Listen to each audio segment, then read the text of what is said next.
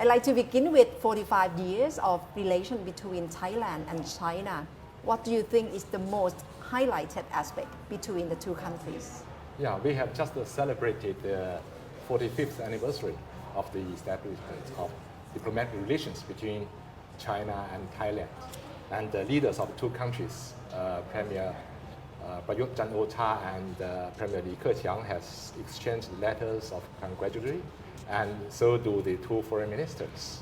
I also write an article to commemorate this anniversary. In the article, I used the three words to characterize the relation, which is comprehensive,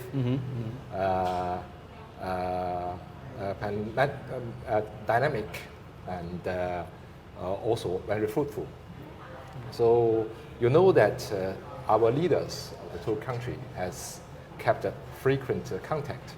They exchange the bilateral visits and exchange the warm-hearted letters, and also they have some bilateral meetings in some multilateral occasions, events. They just use these time to exchange views on some strategic issues, both bilateral and regional and international issues. And we have also established many mechanisms between our two countries, covering nearly every field. For example, we have the strategic partner dialogue between two foreign ministries.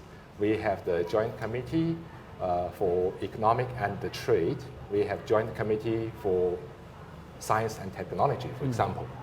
And we have already established 39 sister cities. It shows that we also have a very dynamic interaction between local authorities. The friendly relations between China and Thailand has already benefited two peoples. For example, let's take the example of the bilateral trade. The bilateral trade has increased 3,700-fold from 1975 to last year. And in 1975, there is only 24 million, and last year hit to 91 billion US dollars. That's a lot. Yes, and in the 5 months this year, despite the turbulence of the international economy and also the impact of COVID-19, the bilateral trade volume has also increased 8.1%. So that's a very good result. And also is the mutual investment. It looks like the coronavirus pandemic has brought Thailand and China closer together. Yes, I think so. Because judging from the context that we have been having since the outbreak of the pandemic, right? The visit, the handover of equipments and all these face masks and that. So, how do you think this pandemic, I mean, the impact of the pandemic have on the Thai-Chinese relationship? The novel coronavirus has brought all countries a surprise. It's a completely new disease to the humankind. But luckily, some countries like China and Thailand has already brought the spread of the virus under control. So, but someone said that the virus will be with us for quite a long time. So we should know how to deal with it. We are doing the double exams. One is how to detain the virus, how to control and protect, and the other hand, we should resume the economy. We should bring our lives and work back to the future, to normal. And regarding the relations, you mentioned how Thai Premier and Prime Minister Li Keqiang met very often. But this is still COVID-19. Just wondering whether any chance of President Xi Jinping and Prime Minister Prayut Chan-o-cha would meet in the near future. Maybe we will, as the Prime Minister Prayut said, in new normal. Maybe not meet face to face, meet by internet or just a phone call. Especially for his visit to Thailand, it hasn't happened yet for President Xi Jinping to Thailand. Not yet after he has taken office of the president, but before that, he come to visit Thailand as the vice president. I strongly believe that Thai people have a very positive view toward China. But of course, Mr. Yang, you must also be aware that in the West, China's image is not that always positive, right? And every day you read in newspapers or you hear commentaries about how China wants to dominate the world in many aspects, right? And of course, I'm sure you must be aware of what the FBI director had to say in his most recent speech, accusing China of doing everything it can to become the world's only superpower. So, but how do you want Thai people to see China?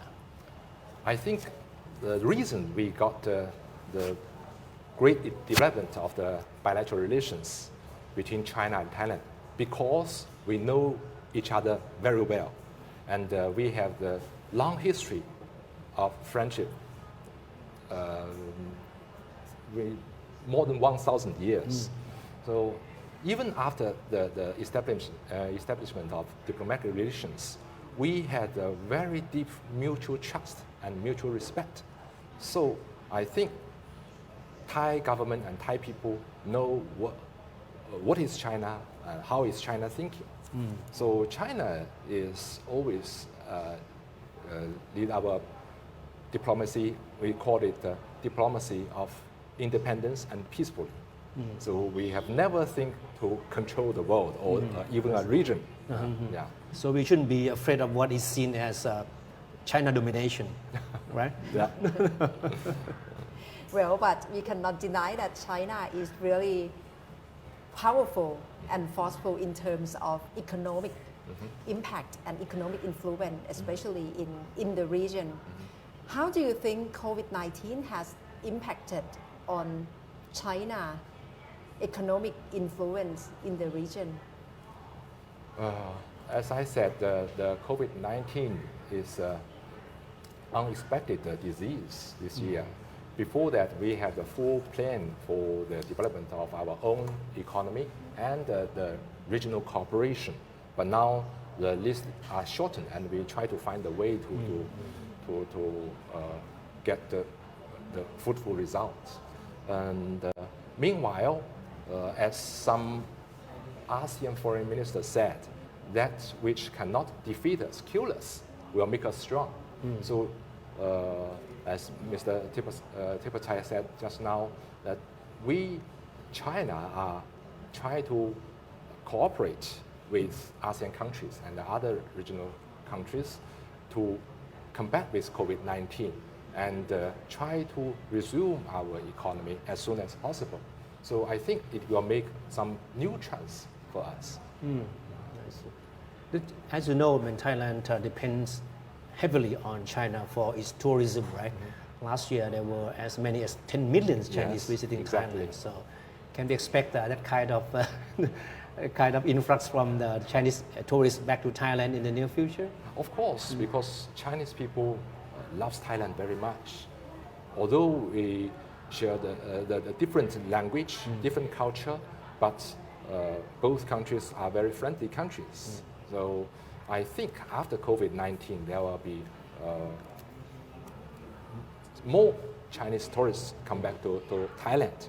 But my personal view is that we should emphasize the quality of the tourism and the tourists, not just the number. And right now, the role of China, especially in the region, is quite expanding, especially in Hong Kong. And Thai people have been watching the news very closely as well. So how do you think of, or what would like to be your response, that it has become like very intense geopolitically between China and the US, and Hong Kong has become quite terrain of the contested issue between the two countries? For the relations between China and the United States, the Chinese policy remains consistent and clear that we want to have a very normal, no confrontation, no conflict relations with the United States. Because these two countries are so large. One is the largest developed country and another is the largest developing country. So, and both are the members of the standing committee of UNSC. So there are lots of things to do to collaborate and cooperate, both for the benefits of the two countries and for the rest of the world. And China remains the same. We want to have dialogues and cooperation and collaboration with the United States. And I think it will also bring the benefit to the regional country as Thailand.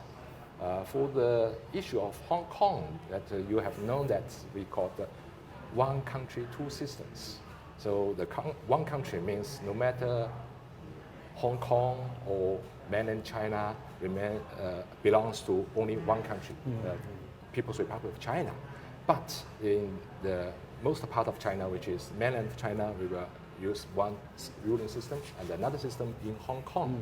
But for the national security issues, it's the issue of the central government level, and we should deal with the one country policy.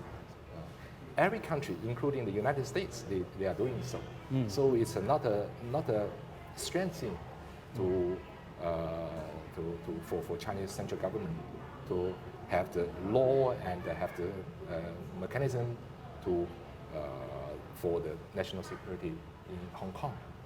No, in Thailand, as you know, there's the views among Thai people on Hong Kong and the new national security law still very divided in Thailand.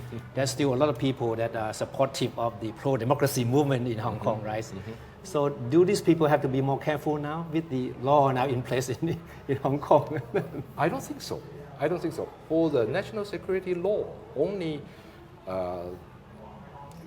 tell about the 4 activities, which I don't think none of the Thai people are to deal with.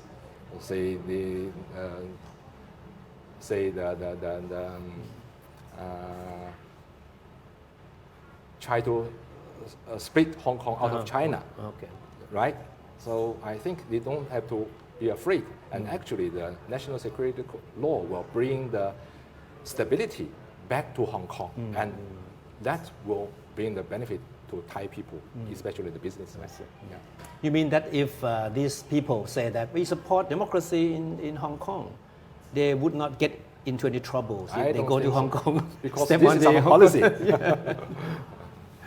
So that means it's superseded one country, two system because the law issued from Chinese government. Sorry, what do you mean? So does it mean the implication of the law means the end of one country, two system because the law approved by Chinese government for mainland China? Because one country means the foreign policy as a whole country, the military issues as a one country, and also national security. That's the issue of one country. But for other issues, we are using the 2 different systems. That's what we call the comprehensively implement one country, two system. Not only 2 systems and forget about one country. Yeah. And how do you see how TikTok has announced to close down its operation in Hong Kong? Oh, it's done by the company. I didn't follow this news, but I think the TikTok has a very large market in Southeast Asia and also the United States. No, of course, in the West, there have been worries about the role of Huawei, right? Because they see the Huawei as being connected to security apparatus in mainland China. But of course, in Thailand, we have different view. Recently, our Prime Minister met the Huawei executives and say Thailand would want Huawei to play a role in developing 5G here in Thailand. So how would you want to address this concern with the Thai people? Huawei is a normal Chinese company, and now Huawei succeeds in 5G technologies, and now they are the leading company in the world. Not only Thailand, even in Europe, many countries are using Huawei technology and their machines. So I think it's very wisdom for Thai government and Thai people just to choose the company, choose the equipment according to the quality and the technology, not from the political side. So which one is better, which one is good to Thai, so they will select it.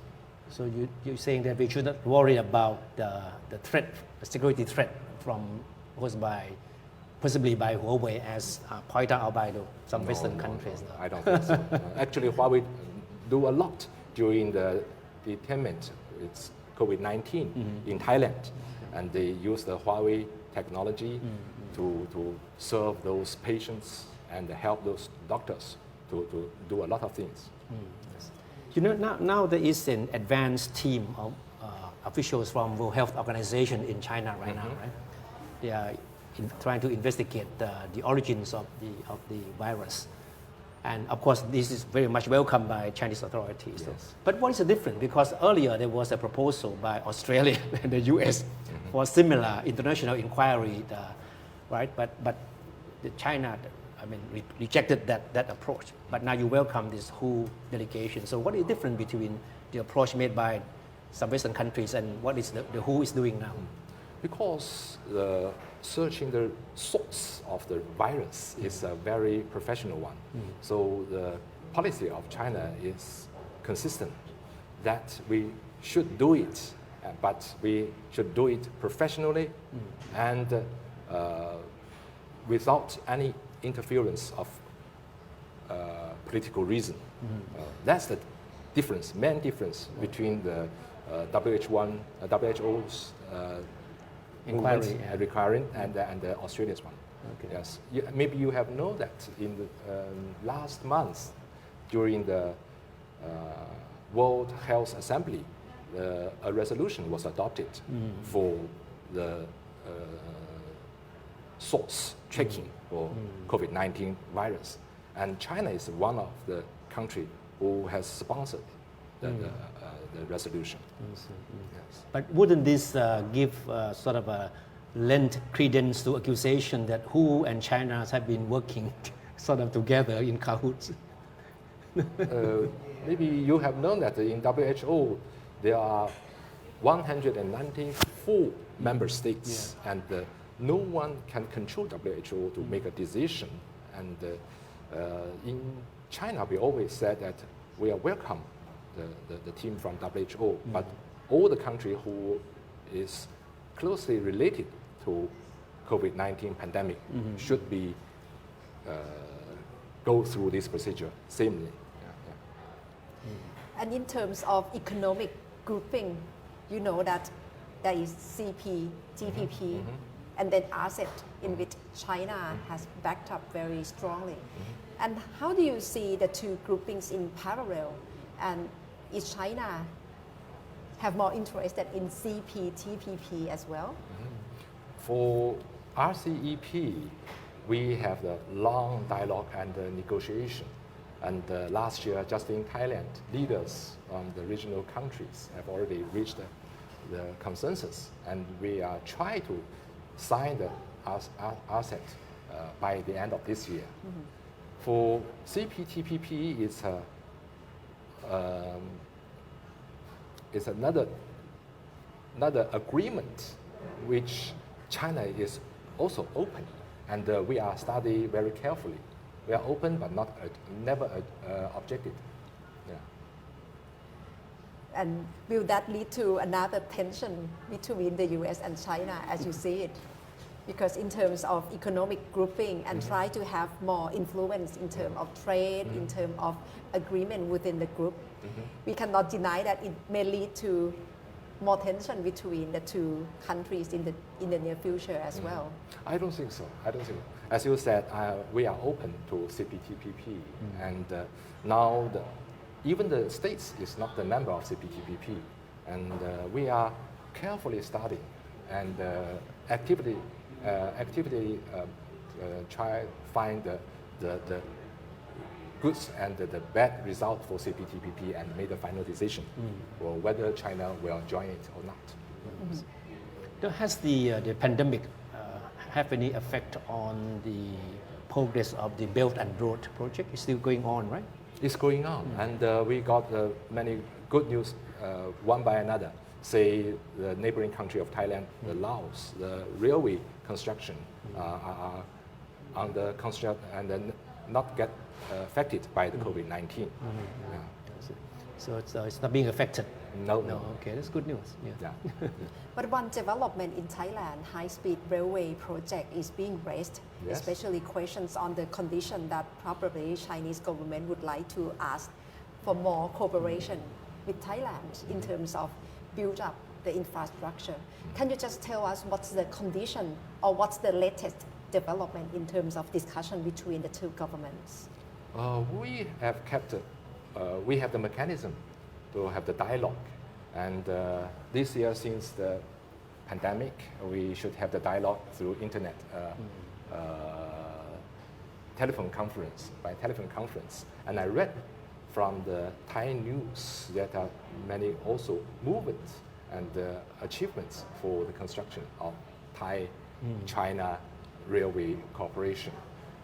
You know that there are, for this year, the durian, Thai durian is very famous in China, and about 80% of Thai durian to export from Thailand, they are transported to China. But right now, most of them are transported by vehicles through Vietnam or Laos, which will take a long time. But if the railway is constructed, it will save many time, and I think more durian and other fruits and products from Thailand will go to China and will benefit from it. You're talking about the Belt and Road project again. In Thailand, some people have raised alarm over what they see as the increasingly large Chinese populations in Laos and Cambodia. Siem Reap, for example, which has been reported to be populated with a lot of Chinese workers and migrants.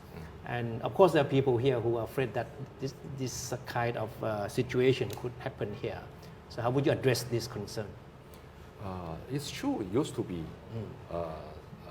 some Chinese people there, just because of the policies, local government. They are trying to attracting foreign investors and foreign tourists. But in the same time, Chinese government is cooperate with Lao government and Cambodia government, and also there is the cooperation in the local authorities too, and try to make those investments to be legal, not the illegal one. So I think things are changing. I see. You're saying that these people are part of the cooperation, business cooperation with local partners. Yes, sure. That's why I have to bring in Chinese workers or personnel, right? Yeah. But they have no intention of staying there forever, right? No, of course not. Back to COVID-19 again, of course, the Chinese tourists are really important for Thailand economy as well, but right now it has to be stopped. What's the arrangement of travel bubble so far? Have you been discussing with the Thai government? Travel bubble is very famous in Thailand. Actually, we are talking with Thai authorities, what we call the faster lane. Because, as I said, to prevent and to control the disease, nearly every country has made very strict measurements to prevent the spread of virus over the borders. But in the meantime, we need to recover our economy.